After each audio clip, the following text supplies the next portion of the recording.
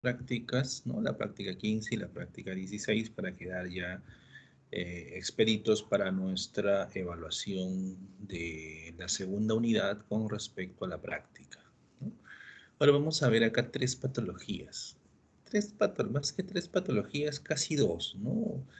Aquí vemos prácticamente como primera patología un embarazo ectópico tubárico, ¿no? Definitivamente la anidación del huevo fecundado tiene que darse en la cavidad uterina para un desarrollo adecuado, ¿no? Por diferentes causas, ya sean procesos inflamatorios, infecciosos, dispositivos intrauterinos, se llegan a dar una implantación en la trompa uterina, ¿no? Entonces, eso definitivamente no va bien, ¿no? Eh, pero a pesar de ello, generalmente con el 2% de todos los embarazos que se podrían presentar, pues están en relación, pues definitivamente a un embarazo ectópico. Ahora, nosotros también podemos encontrar que están asociados a procesos inflamatorios. La enfermedad pélvica inflamatoria, pues está bastante relacionada a esta patología. La otra patología es la mola hidatiforme, ¿no? De aquí sucede y se condiciona a una gestación totalmente inadecuada, inviable, ¿no? Generalmente inviable, la mayoría de veces, mejor dicho, inviable, ¿no? Donde se va a producir una dilatación de las vellosidades coriales asociadas pues a un aumento del número de las células del trofoblasto, ¿no? Que es lo que sucede y lo que se observa, que muchas veces, sobre todo en las molas completas, puede estar relacionada a evolucionar a patologías malignas, ¿no? Del trofoblasto. Y finalmente los restos placentarios o deciduas, ¿no? Generalmente los restos placentarios o deciduas en relación pueden estar estos a un aborto completo, un aborto incompleto, por ejemplo, o los restos placentarios que pueden quedar en la gestación, ¿no? Entonces vamos a desarrollar cada una de estas patologías. Definitivamente, cuando nosotros hablamos del embarazo ectópico, la localización es la trompa uterina, el órgano sería el útero, pues definitivamente. Y dentro de esta patología lo que vamos a observar son secciones que pueden observar la penetración de la pared uterina, de las vellosidades coriales degeneradas, ¿no? Si están bien conservadas, se exhiben dos capas del trofoblastos, ¿no? Conocidas, ¿no? La capa del citotrofoblasto y la del sincitio trofoblasto. El pliegue de la trompa se puede observar una transformación decidual, como también dentro de las fimbrias tubáricas. ¿Qué es lo que va a pasar?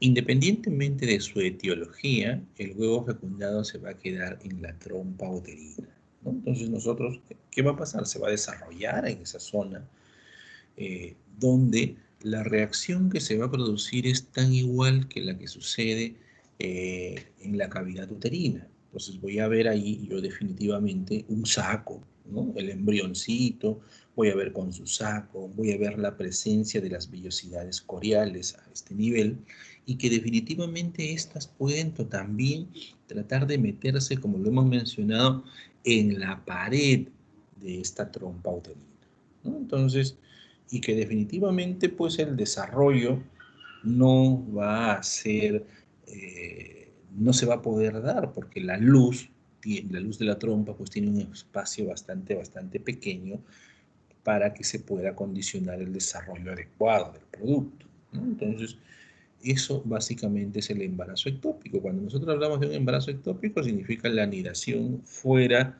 de la cavidad uterina, ¿no? Múltiples zonas para que se pueda anidar este embrión. En este caso lo estamos viendo en el que está localizado en la cavidad tubárica, ¿no? Entonces, se puede romper esto, la trompa uterina, con el desarrollo del producto y brindar una hemorragia que puede incluso hasta causar la muerte.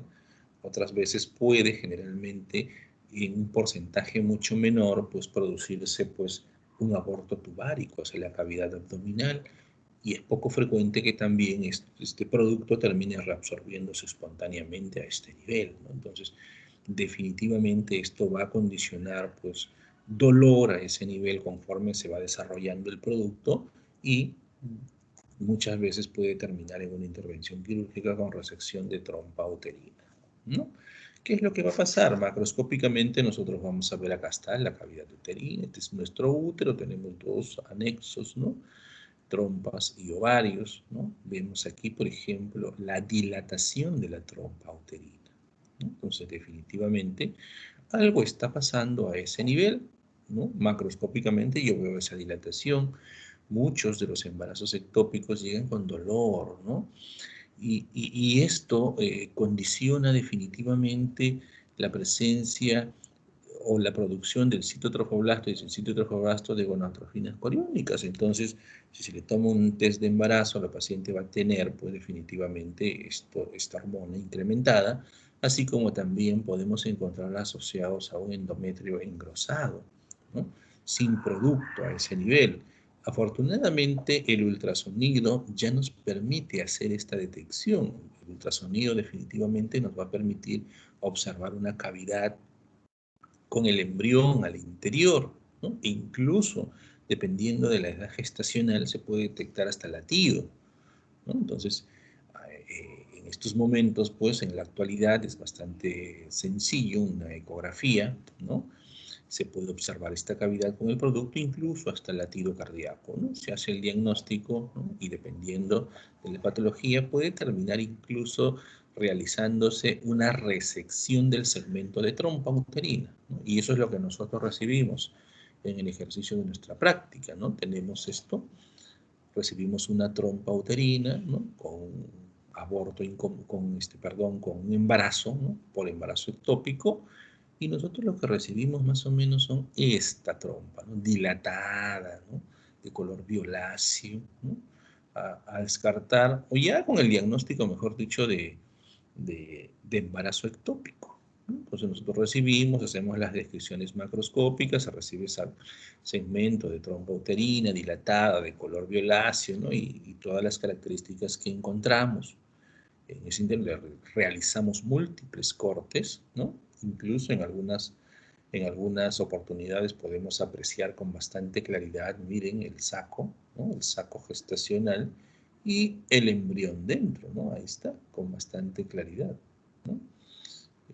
Esto, pues al ultrasonido se puede detectar. Recuerden que a partir de las 5 semanas ya el ultrasonido, dependiendo del equipo y de la experiencia del, del médico que manipula el ecógrafo, pues sí se puede detectar la frecuencia o latido cardíaco, ¿no? Entonces, y esto es lo que nosotros podemos encontrar. Algunas veces en las trompas uterinas nosotros hemos encontrado así, ¿no? Su saquito con su embrioncito dentro, ¿no?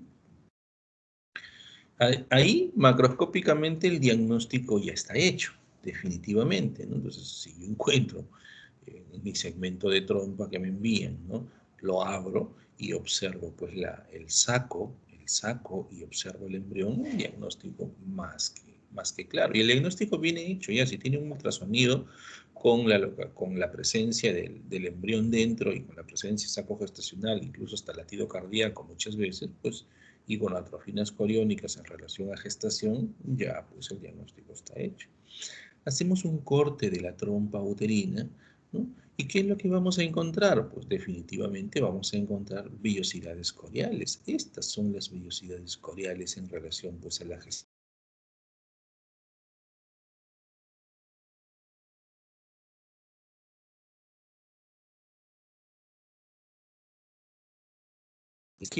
Pues, eh,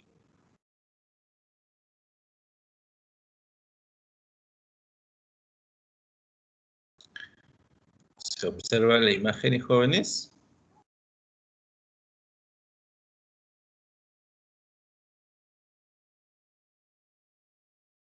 Jóvenes, se llega a observar la imagen, la presentación.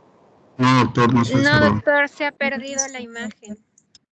Perfecto, a ver, vamos nuevamente a compartirla. Ahora sí. Sí, ahora sí se observa. Ya, perfecto. Continuamos entonces. ¿Qué es lo que vemos acá? Observamos definitivamente en este corte, pues esta es la trompa uterina dilatada, la luz de la trompa uterina con la presencia de sus vellosidades coriales en el interior. Ahí les tenemos, ¿no? Ahí les tenemos, miren, todos estos son sus vellosidades coriales que en evolución de este embarazo, incluso al igual como estas penetran en la pared del endometrio, ¿no? Igual acá tratan en algún momento de meterse a la pared de la trompa uterina, ¿no? A ver, acá tenemos a mayor aumento, miren, aquí están las vellosidades coriales, estas son las vellosidades revestidas por el sincitio y el citotrofoblasto, que van a estar conformadas por las células del trofoblasto y se van a ir y se van a tratar de meter a la pared, ¿no? Entonces, eso es lo que nosotros podemos encontrar. Y las características del citotrofoblasto o las células del trofoblasto en el primer trimestre del embarazo, pues yo voy a encontrar componentes citológicos mucho más abundantes que las vellosidades que yo puedo encontrar pues a término de la gestación, ¿no? El sincitio trifoblasto es más, el número de células pues es mayor en relación al tercer trimestre de la gestación. Estas vellosidades las encontramos nosotros presentes ahí y pueden infiltrar la trompa y pueden terminar incluso rompiendo esta trompa, ¿no? Aquí está, miren, qué bonito se ve. Estas son las vellosidades. Miren la cantidad de células del trofoblasto que nosotros podemos encontrar, y eso es común encontrarlo en el primer trimestre de la gestación, ¿no? El sincicio trofoblasto más el citotrofoblasto que están revistiendo esta vellosidad corial, ¿no? Y amplias áreas de hemorragia, pues definitivamente, que nosotros encontramos relacionado a este embarazo ectópico, ¿no? Las vellosidades coriales en una muestra son las que van a terminar haciendo el diagnóstico histológico de gestación, ¿no? A pesar de nosotros, por ejemplo, cuando encontramos o cuando recibimos restos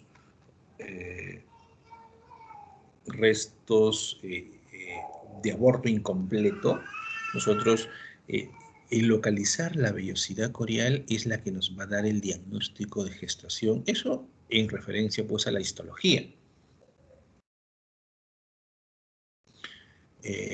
¿Por qué? Porque, o sea, el diagnóstico clínico ya lo tiene el ginecólogo, ha hecho su ecografía, ha hecho su dosaje de la hormona, ¿no?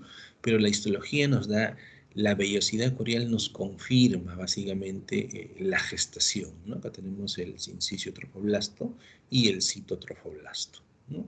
Esta es la vellosidad corial, esta es la característica histológica. En algunos abortos incompletos, por ejemplo, nosotros recibimos muestra o restos y nosotros describimos lo que encontramos, ¿no? Algunas veces no encontramos vellosidades coriales y tenemos, desafortunadamente, que mencionar lo que vemos, ¿no?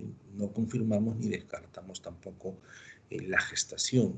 Encontramos deciduo, inflamación aguda, podemos encontrar. Pero algunas veces el dato que también nos ayuda, pues es que la gonadotrofina coriónica termina produciendo cambios a nivel de las glándulas endometriales, ¿no? Estos cambios por estimulación gonadotrófica, que muchas veces en ojos no muy bien entrenados pueden interpretarlo como neoplasias, como células neoplásicas. Entonces, estas son las vellosidades en relación al embarazo ectópico.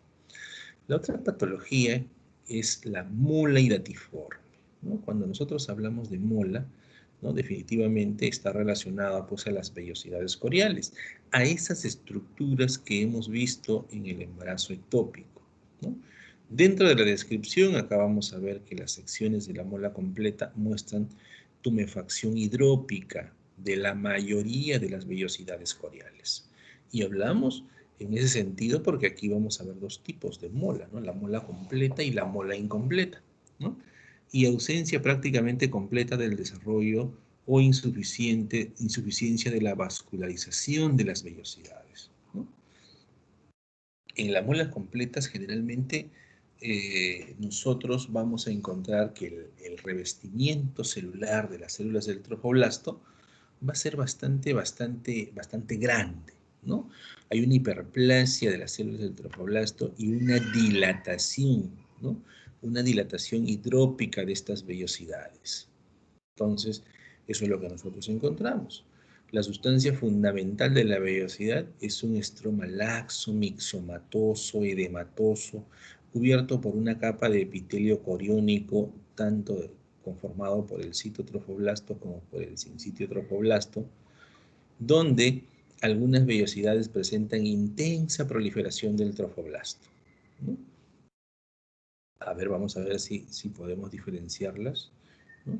Porque en la mola completa, si bien es cierto, la gran mayoría de las vellosidades coriales están dilatadas y todo el contorno de las vellosidades coriales van a evidenciar una hiperplasia de las células del trofoblasto.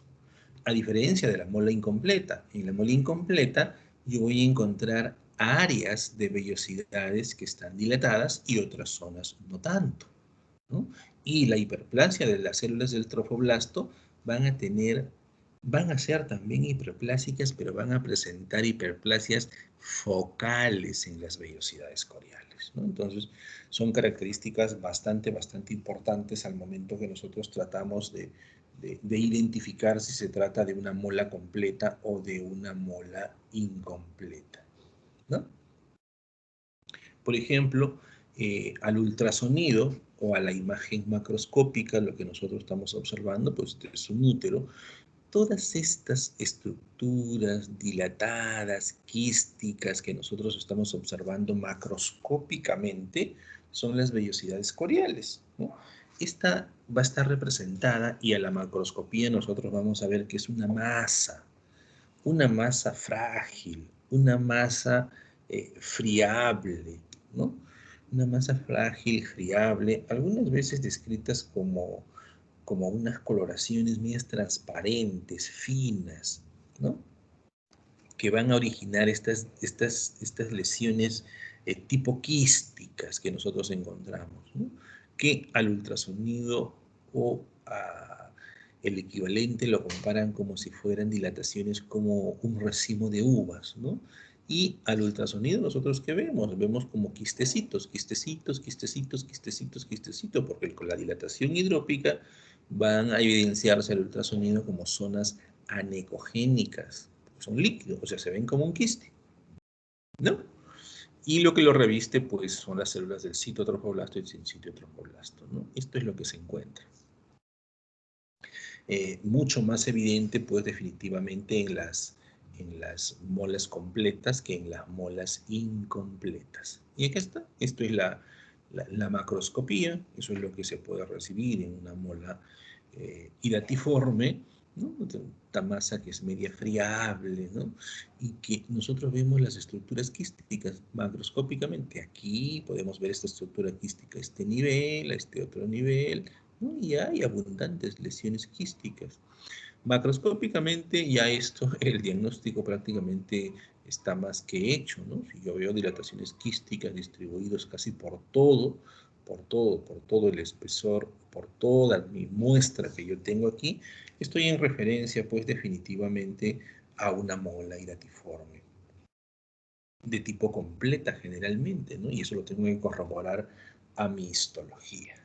Entonces, eso en cuanto a las características macroscópicas. Y a la característica microscópica, más que claro, pues nosotros tenemos esta vellosidad corial, miren, ve, bastante dilatada, grande, ¿no? Con unas dilataciones en el interior que forman como unas cisternas, ¿no? Y observamos en la periferia, pues, las hiperplasias de las células del trofoblasto, ¿no? Que están indicados con las flechas, ¿no? Aquí, por ejemplo, vemos una dilatación grande, otras pequeñas. Si yo observo hiperplasias de los trofoblastos, pueden estar en hiperplasias focales, ¿no? Entonces, esto más estaría en relación, pues, a una mola hidatiforme de tipo incompleta, ¿no? Porque las completas, pues, tienen una dilatación mucho más grande y tendría que encontrar toda la periferia con una hiperplasia de las células del trofoblasto, ¿no? Miren, así como se observa acá, por ejemplo, ¿no? Miren, a diferencia de la otra muestra, aquí yo, por ejemplo, veo, mira, esta hiperplasia de las células del trofoblasto, y si yo la veo casi en todo su espesor, en todo su contorno, y yo veo que hay un aumento del número de las células del trofoblasto. y aquí estoy pues a 40x. Y en el interior, pues definitivamente la dilatación, ¿no? La dilatación hidrópica, y estas, miren cómo forman las cisternas a este nivel, donde ya no observo componente celular, ¿no? Se ha dilatado completamente esa vellosidad corial, ¿no? Acá también, por ejemplo, observo estas dilataciones con hiperplasia de las células del trofoblasto, pero esta, por ejemplo, acá, por ejemplo, yo veo casi normal, ¿no? El epitelio, y en esta otra zona, pues sí, la hiperplasia del trofoblasto o las células deciduales que pueden acompañar, pues se observan con bastante claridad, ¿no? Entonces, están en relación. Entonces, dentro de las características histológicas, yo voy a encontrar dilataciones hidrópicas o tipo quísticas de las vellosidades coriales, acompañadas básicamente de una hiperplasia de las células del trofoblasto, ¿no? Entonces, eso es lo que nosotros vamos a encontrar, ¿no? Como características principales que vamos a ver en el, ¿cómo se llama? En estas molas. Las molas completas generalmente tienen mayor probabilidad de evolucionar, pues, a una neoplasia maligna. En este caso, la neoplasia maligna, pues, definitivamente es el coriocarcinoma que se puede encontrar en este tipo de patologías.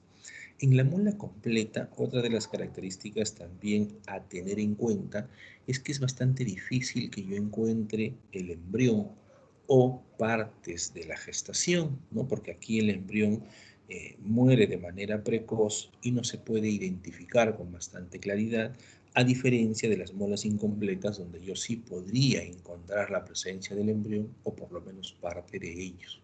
Entonces, esas son características histológicas que también pueden ayudarnos a diferenciar y a definir, pues, una mola completa de una mola incompleta, ¿no? Entonces, y posteriormente vemos los restos placentarios y la decidua, ¿no? El órgano definitivamente va a ser el útero, y dentro de las características de la descripción vamos a encontrar la presencia de áreas focales, de una necrosis decidual con intensa infiltración de neutrófilos, trombos en el interior de los vasos sanguíneos deciduales, cantidades considerables de hemorragia. Las vellosidades placentarias pueden hallarse acusadamente edematosas y desprovistas de vasos sanguíneos. Entonces nosotros observamos pues restos placentarios y deciduos, ¿no? Que la decidua, pues, como la parte materna de la placenta, formado por la parte funcional del endometrio, ¿no? Entonces, ¿qué es lo que nosotros vamos a ver? Fragmentos de tejidos deciduales, que son estos que nosotros los vemos acá, ¿no? Vamos a tener en cuenta que este tiene una característica membranosa, y así nosotros los encontramos, ¿no? Y generalmente no se ve así de una característica tan beige en el ejercicio de la práctica, porque nosotros los vemos mezclados con abundante contenido sanguíneo muchas veces, ¿no? Entonces, eso es lo que nosotros vemos. Y las vellosidades, por ejemplo, nosotros las podemos encontrar, vellosidades que tienen una característica como papilitas, o esas zonas regulares que nosotros podemos encontrar que van a representarme las vellosidades coriales. Generalmente nosotros los vemos en los abortos incompletos, esas características, ¿no? Entonces acá vemos, ¿no? Tenga en cuenta que la característica membranosa con una superficie lisa a la derecha y una superficie granular a la izquierda. Entonces, eso es lo que nosotros estamos viendo, pero no lo observamos así, de esa coloración tan evidente, ¿no? Ahí generalmente en la muestra anterior está relacionado, pues, a la decidua, pero cuando nosotros encontramos, esto es lo que yo les mencionaba, en este fragmento de tejido, vamos a encontrar con una superficie lisa a la derecha y una superficie granular a la izquierda, ¿no? ¿Por qué? Porque estas representan las vellosidades, ¿no? Nosotros incluimos esa zona granular, pues, y definitivamente están en relaciones a las vellosidades, pero macroscópicamente esto se aproxima más al tipo de muestra que nosotros recibimos. Esta que está acá, así las recibimos. En algunas muestras, pequeños fragmentos en poca cantidad, y otras muy abundantes, ¿no? Y aquí observamos, pues, la decidua compuestas por grandes células de color rosado, que son estas que están acá, ¿no? Y entre ellas encontramos estas glándulas endometriales, glándulas que tienen una forma bastante diferente, ¿no? Diferente, que muchas veces pues están relacionadas por sus características y hacen pensar en ojos no muy bien entrenados que están en relación pues a cambios displásicos o neoplásicos, lo cual no es así, ¿no? Sino que hay cambios a nivel del epitelio de revestimiento de estas glándulas por la estimulación gonadotrófica que nosotros encontramos a ese nivel, ¿no? Entonces, esta es la parte de las glándulas endometriales y pues la decidua. Generalmente lo encontramos asociado a un proceso inflamatorio de tipo polimorfo nuclear o neutrofílico, ¿no? Es por eso que muchas veces informamos decidua aunado a un proceso inflamatorio que generalmente es agudo, ¿no? Entonces eso es lo que nosotros vemos. Y esta zona anterior que nosotros estamos viendo es la que lo vemos de una coloración fibrosa, ¿no? Esto es lo que vemos que parte de esta macroscopía. Y cortamos y vemos esa imagen. Pero si nosotros cortamos esta muestra en este lado que tiene una superficie granular, nosotros vamos a ver esta imagen, ¿no? Esta imagen que va a estar representada por las vellosidades. Y una vez que nosotros encontramos esas vellosidades, definitivamente el diagnóstico prácticamente está confirmado, ¿no? Hablar de vellosidades en las muestras de restos placentarios es hablar definitivamente que allí ha habido un embarazo, ¿no? Y aquí los vasos sanguíneos, pues generalmente en las vellosidades coriales del primer trimestre no son muy abundantes, a diferencia, por ejemplo, en las placentas. Yo tomo una muestra de placenta donde hay vellosidades, también encuentro estas características. Los vasos son abundantes, completamente sanguinolentos, ¿no? El revestimiento de las células del trofoblastos en el primer trimestre de la gestación también tienen un revestimiento un poco más numerosos en relación pues a las vellosidades de trimestres más avanzados, ¿no? Esas son las características que a nosotros nos permiten identificar que son vellosidades coriales del primer trimestre, ¿no? Entonces, y esa muestra sale pues de la parte granular de nuestros restos placentarios, ¿no? Eso en relación pues a la práctica 15, y voy ahorita a descargar la otra presentación, ¿no? Que es de la práctica número 16. Acá la tenemos, vamos a compartirla para poder apreciarla.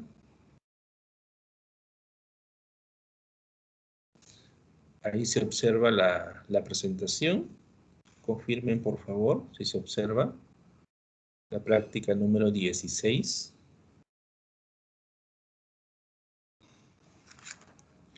Sí, doctor.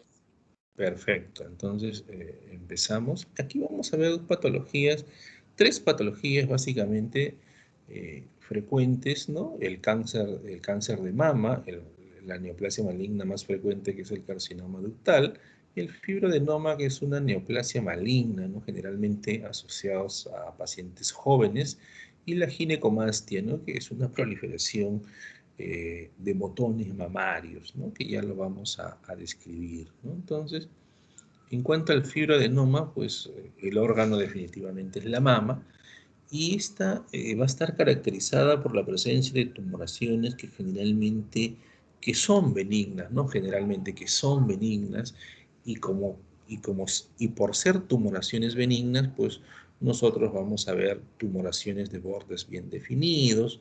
A veces el paciente lo puede palpar, ¿no? En una autoevaluación, el informe del ultrasonido nos va a revelar que son lesiones de bordes bien definidos, hipoecógenos, de parénquima homogéneo, ¿no? Entonces todo nos orienta, y el grupo etario de estos pacientes también son mujeres jóvenes, ¿no? En edad reproductiva generalmente, ¿no?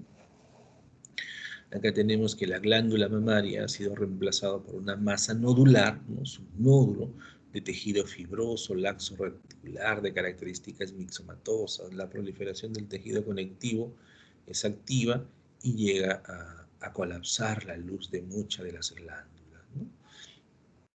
Su nombre ya lo describe, fibroadenoma, ¿no? Entonces hay una proliferación del tejido fibroso, ¿no?, que va a prevalecer sobre el resto de las estructuras, ¿no?, y que finalmente va a terminar muchas veces comprimiendo a los ductos, ¿no?, de la mama, y va a presentar hendiduras irregulares, y hay dos tipos de fibrosadenomas, pues, ¿no?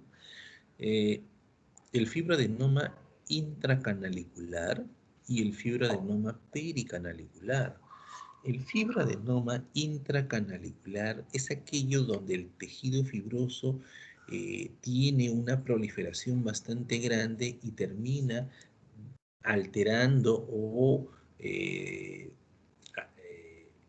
transformando mejor los ductos, y nosotros lo vamos a ver como unos ductos alargados, como en rieles de ferrocarril alargados, ¿no? Esta característica del fibroadenoma intracanalicular muchas veces tiene las mismas características de un tumor filodes, pero de un tumor filodes benigno, ¿no? Porque recordemos que ya el borderline y los tumores filodes malignos, pues ya tienen número de mitosis incrementada, tienen hipercelularidad estromal y tienen definitivamente cambios displásicos a nivel de las células que conforman este estroma, ¿no? Y el otro es el fibroadenoma pericanalicular, donde la proliferación del tejido fibroso es en la periferia del ducto, ¿no? Y lo vamos a ver mejor en la imagen, ¿no? Acá tenemos, ¿no?, el fibroadenoma, tumor bifásico benigno, donde la alteración básicamente es al estroma, mucho más que el epitelio, definitivamente.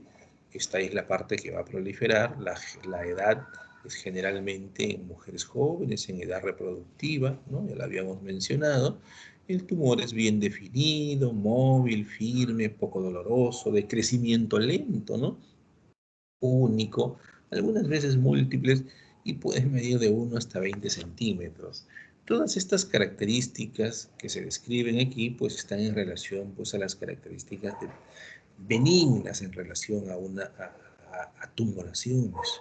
Dentro de las características macroscópicas, si existe una proliferación de tejido estromal que es predominantemente sobre las estructuras epiteliales, lo que yo voy a encontrar, pues, es una tumoración de una consistencia un poco firme. La coloración que yo voy a encontrar es beige o pardo amarillenta al corte, ¿no? Y vamos a observar fijado en formol una coloración a veces blanquecina.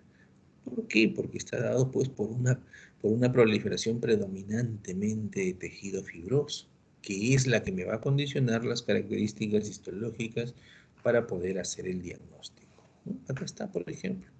Este es el estroma, ¿no?, una representación esquemática, que es la que va a proliferar, ¿no? Aquí tenemos el fibroadenoma con proliferación tanto de los canalículos mamarios, elongados y deformados, como el tejido conjuntivo intralobular, ¿no?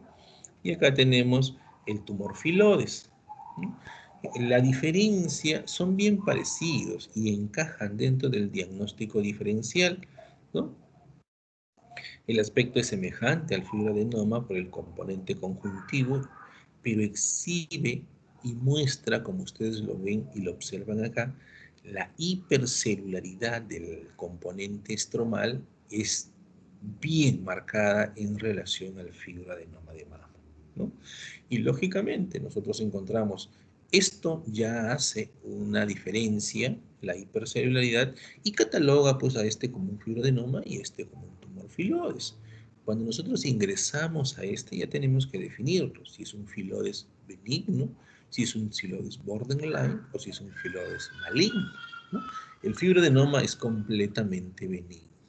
Entonces, ahí habría que determinar, pues, el número de mitosis, si va de 0 a 4 es benigno, si va de 5 a 9 es borderline, y por encima de 10 ya consideramos nosotros un tumor filoides maligno, ¿no?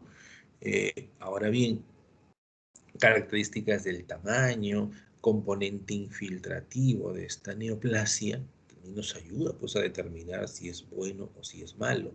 El número de mitosis que hemos hecho referencia, pues nosotros la contamos en 10 campos de alto poder, ¿no? Entonces, significa que ponemos el objetivo a 40x y ahí vamos determinando si se trata de cualquiera de esas patologías. Pero en esta oportunidad, pues, la proliferación estromal que me va a producir cambios en los ductos, si crece alrededor de mi ducto es pericanalicular, si los aplasta y los elonga es un intracanalicular. Algunos patólogos refieren mal llamado intracanalicular, porque lo que pasa es que los aplasta, ¿no? Intracanalicular hace referencia a que se mete en el interior y no necesariamente es así, ¿no? Esta imagen representa típicamente las características de cada uno de los fibroadenomas, ¿no? Miren, ¿ve? El estroma, la proliferación estromal, es predominante sobre el componente epitelial y condiciona estos alargamientos, ¿no? Miren estos ductos cómo están alargados, como aplastados, como comprimidos por la proliferación estromal abundante. Si bien es cierto, esta prolifera, pero ojo, hay que dejarlo en claro, no hay cambios citológicos de malignidad, ¿no?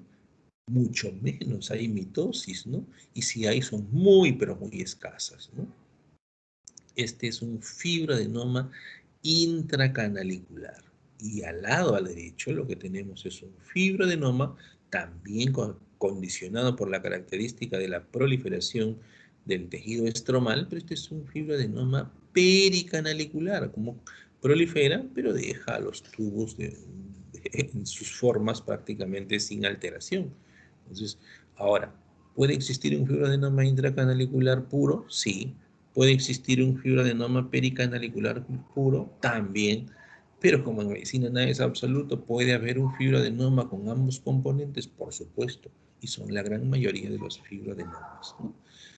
Componentes. Nosotros informamos fibroadenoma pericanalicular, intracanalicular, fibroadenoma mixto, ¿no? Pero ambos, independientemente, cada uno de ellos o mixto, pues son tumores benignos, ¿no?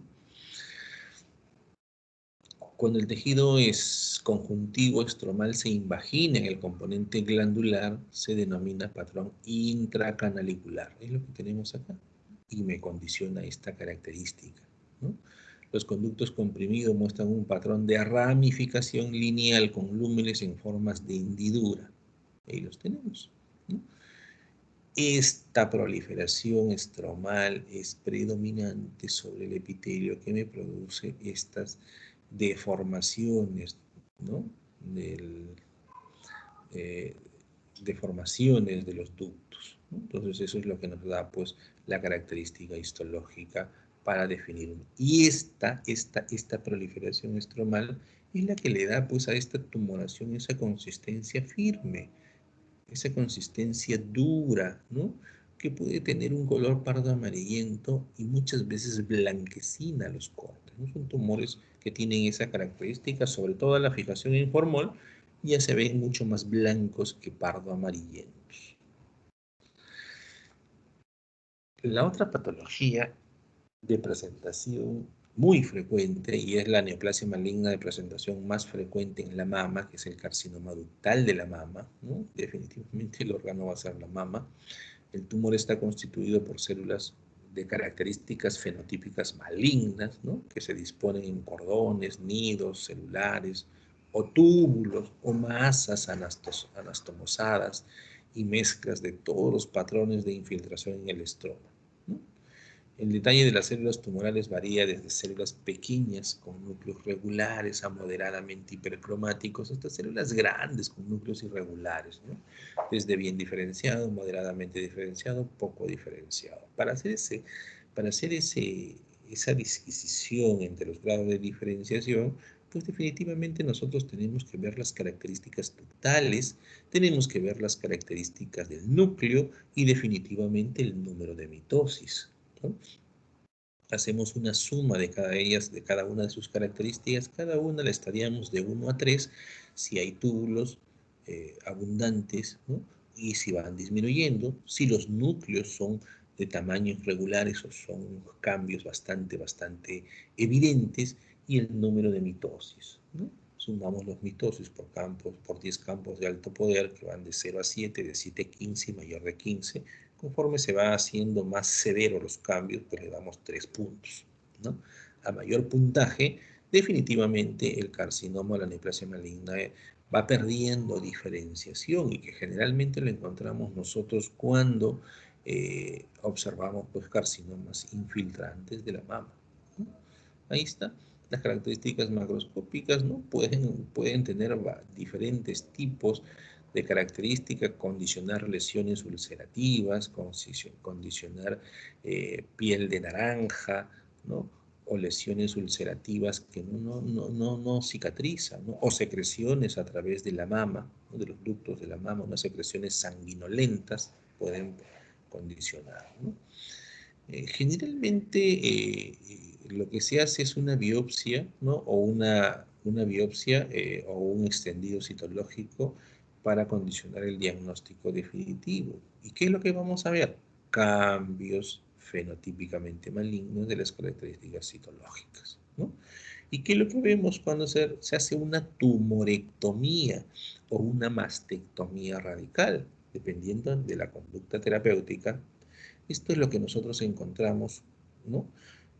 Si recibimos una mastectomía radical, hacemos múltiples cortes seriados y vamos a encontrar la presencia de estos nódulos. Miren, estos nódulos que tienen una coloración blanquecina, una coloración, a veces refieren a algunas literaturas beige, que tienen una característica granular y que son mal definidos, ¿no? No tienen como una membrana que los envuelva, ¿no? Son ligeramente definidos. Y muchas veces tienen como un chasquido al hacer el corte con el bisturí, porque algunos de ellos, y la literatura así lo describe, están en relación pues a pequeños focos de calcificación, ¿no? Entonces eso le da pues esa característica macroscópica de estos tumores. Ahí está, miren, esta es una muestra y alguien podrá decir, doctor, pero ahí no se ve nada, es que es A4X, A4X a veces es bastante difícil precisar las características histológicas, ¿no? Pero aquí nosotros lo que vamos a hacer en esta muestra, si no me equivoco, es aumentar, o sea, aproximarnos a 20, a 40, no. Yo pensé que era de la muestra, pero no. O sea, aquí está una tumoración a 4X, ¿no? Y vamos en la siguiente muestra, a aproximarnos un poco más. ¿Qué es lo que vemos acá? Acá vemos las características. ¿Cuáles son las características? Fenotípicas de malignidad, pérdida de la arquitectura normal. Esto definitivamente no es una mama normal. Proliferación de estructuras tubulares acinares sólidas. Miren estas proliferaciones, ¿no? Que definitivamente no están en relación a una mama normal o características ductales normales. ¿Hay desmoplasia? Por supuesto que hay desmoplasia. Miren esta reacción desmoplásica a nivel estromal. Las células atípicas con nucleolo, ¿no? A este nivel, a ver, nucleolo, ¿no? A ver si observamos por aquí la presencia, el aumento no nos permite todavía determinar la presencia de nucleolos, pero acá, ahí sí, ahí por ejemplo en la parte superior hay nucleolos. La característica de todas las neoplasias malignas es que vamos a encontrar la presencia de mitosis y el comportamiento infiltrativo que puede infiltrar vasos linfáticos y así hacer metástasis pues a los ganglios, generalmente axilares. Infiltración perineural que podemos encontrar en estas neoplasias malignas, o necrosis que está relacionada pues a una conducta más agresiva de los tumores, ¿no? Y aquí tenemos, miren, este es un carcinoma ductal infiltrante. Infiltrante porque ya no lo encuentro definitivamente en el ducto, ¿no? Sino infiltrado gran parte del estroma, ¿no? Y estas son las características de una neoplasia maligna ductal, ¿no? Entonces, si yo me observo y paso a mayor aumento, miren, ve, a este aumento, aquí estoy a mayor aumento, definitivamente, pues las características de malignidad son más que evidentes. Esta es una mitosis completamente atípica Esta es otra mitosis completamente atípica. Tengo núcleos grandes, pequeños, hipercromáticos. Aquí sí observo la presencia de nucleolos, ¿no? Ahí están los nucleolos, ahí están los nucleolos. Y estoy observando pues una masa celular con características fenotípicas completamente malignas, ¿no? Eso ya no nos ayuda mucho para determinar uno bien diferenciado, porque miren, aquí veo una mitosis, veo dos mitosis, esta no la es, veo dos mitosis, pero como tengo que evaluar 10 campos de alto poder, probablemente termine sumando, si en cada campo de alto poder encuentro dos, voy a terminar sumando 20 mitosis, y eso hace pues un carcinoma poco diferenciado, ¿no? Ya lo cataloga como un carcinoma poco diferenciado, y eso tiene relación, porque aquí estoy viendo una masa celular, ya no veo ningún ducto, ¿no? Y los núcleos son más que evidentes con la presencia de nucleolos que son bastante grandes. Aquí encontraría 3 puntos más 3 puntos, ya tendría 6. No veo glándulas, en esta muestra por lo menos, 3 puntos más 9, poco diferenciado, ¿no? Llega a clasificarse como poco diferenciado esta neoplasia maligna. Y finalmente tenemos la ginecomastia, ¿no? Para no dejar de lado al sexo masculino, hay una patología que se llama ginecomastia, donde hay una desproporción hormonal, básicamente, que va a condicionar, pues, la presencia de la proliferación de la glándula mamaria en el sexo masculino, denominado, pues, ginecomastia. ¿Qué es lo que vamos a ver acá? Vamos a observar proliferación del tejido conjuntivo denso, colagenización periductal. Los conductos muestran epitelios hiperplásicos en múltiples capas, hialinización periductal, fibrosis, ¿no? Generalmente lo que vamos a ver es eso, una fibrosis con un aumento del número de células del revestimiento epitelial que no es muy marcado y que puede hacer unas proyecciones incluso al interior de la luz, ¿no? Puede existir una hiperplasia micropapilar, ¿no? Ya lo mencionamos, proyecciones papilares intensas de revestimiento epitelial ductal. Las células son bastante regulares, de formas cilíndricas, cuboides, con núcleos regulares. Es infrecuente la formación de lobulillos y eso le llamamos ginecomastia. Se encuentran debajo de la areola mamaria y son llamados como botones mamarios, ¿no? ¿Y qué es lo que vamos a encontrar? Lo que hemos manifestado. Esta es nuestra muestra, un tejido fibroadiposo, básicamente, que se va a hacer la muestra, ¿no? Más que los tres componentes básicos de una glándula mamaria, pues es el componente epitelial, el componente estromal y el componente adiposo. Ahí están, los tres componentes. ¿Qué es lo que predomina? La proliferación del componente estromal, donde los componentes citológicos no tienen cambios displásicos ni neoplásicos. Así como también vamos a encontrar una ligera proliferación de las células epiteliales. Y digo ligera porque la que predomina son las células estromales, pues, ¿no? Y ahí está, hay ligera proliferación de células epiteliales, muchas veces con una proliferación así hacia el interior como tipo papilares. Cambios displásicos no existen en la ginecomastia, ¿no? Condicionado por una desproporción hormonal, generalmente afecta a adolescentes, ¿no? Aunque también puede afectar en ancianos, ¿no? A cualquier grupo etario, pero generalmente es en adolescentes, ¿no? Es una patología neta y completamente benigna. Bueno, jóvenes, con eso hemos completado ya las prácticas en relación a la segunda unidad, ¿no? Y estaremos con estos ya prácticamente casi listos para la evaluación. Tengo entendido que la evaluación, el segundo examen creo que es el 31, Lisset, ¿o me equivoco? Sí, doctor, el 31 es el examen. Ese es el teórico. ¿Y para cuándo ustedes han decidido que se les tome la evaluación de seminarios y del práctico? Con mis compañeros quedamos para el día miércoles también después del examen teórico. Entonces, inmediatamente después del examen teórico, ustedes van a dar las dos evaluaciones más. Así entiendo, ¿no? Sí, doctor. Perfecto. La presentación de cuadernos, entonces creo la carpeta para que la presenten ese mismo día. ¿Está bien o...? Sí, no habría problema, doctor, para que sea ese mismo día.